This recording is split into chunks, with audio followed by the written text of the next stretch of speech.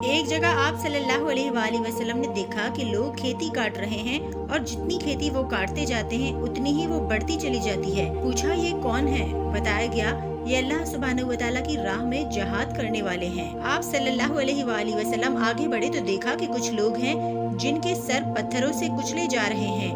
آپ صلی اللہ علیہ وآلہ وسلم نے پوچھا کہ یہ کون ہے؟ بتایا گیا کہ یہ وہ لوگ ہیں جو سستی کرتے تھے اور نماز نہیں پڑھتے تھے۔ پھر نبی کریم صلی اللہ علیہ وآلہ وسلم نے کچھ اور لوگ دیکھے جن کے کپڑوں میں آگے اور پیچھے پیوند لگے ہوئے تھے اور وہ جانوروں کی طرح گھاس چر رہے تھے۔ پوچھا گیا کہ یہ کون لوگ ہیں؟ کہا گیا یہ وہ لوگ ہیں جو اپنے مال میں سے زکوٰۃ نہیں دیتے تھے اور غریبوں کے لیے خیرات نہیں نکالتے تھے۔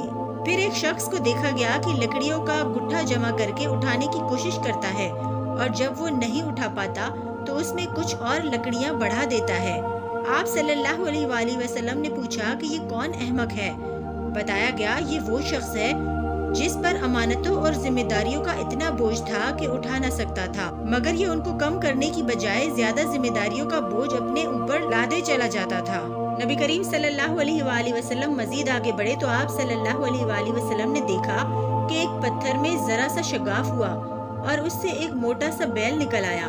پھر وہ بیل اسی شگاف میں جانے کی کوشش کرنے لگا مگر نہ جا سکا۔ پوچھا یہ کیا معاملہ ہے؟ کہا گیا یہ اس شخص کی مثال ہے جو غیر ذمہ داری کے ساتھ ایک فتنہ انگیز بات کر جاتا، پھر نادم ہو کر اس کی تلافی کرنا چاہتا تھا مگر نہیں کر سکا۔ پھر آپ صلی اللہ علیہ وآلہ وسلم نے کچھ اور لوگ دیکھے جن کے ہونٹ اونٹوں کے مشابہ تھے اور وہ آگ کھا رہے تھے۔ پوچھا گیا یہ کون ہے؟ کہا گیا یہ یتیموں کا مال ہڑپ کر جاتے تھے۔ پھر نبی کریم صلی اللہ علیہ وآلہ وسلم نے کچھ اور لوگوں کو دیکھا جن کے پیٹ بے انتہا بڑے اور سانپوں سے بھرے ہوئے تھے۔ آنے جانے والے ان کو رونتے ہوئے گزرتے تھے مگر وہ اپنی جگہ سے ہل نہیں سکتے تھے۔ پوچھا یہ کون ہے؟ کہا گیا یہ سود خور ہیں۔ پھر کچھ اور لوگ نظر آئے جن کی ایک جانب صاف ستھرا گوشت رکھا تھا اور دوسری جانب سڑا ہوا گوشت جس سے سخت بدبو آ رہی تھی۔ وہ اچھا گوشت چھوڑ کر سڑا ہوا گوشت کھا رہے تھے۔ پوچھا گیا یہ کون ہے؟ کہا گیا یہ وہ مرد اور عورتیں ہیں جنہوں نے حلال بیویوں اور شوہروں کے ہوتے ہوئے حرام یعنی زنا سے اپنی نفسیاتی خواہش پوری کی۔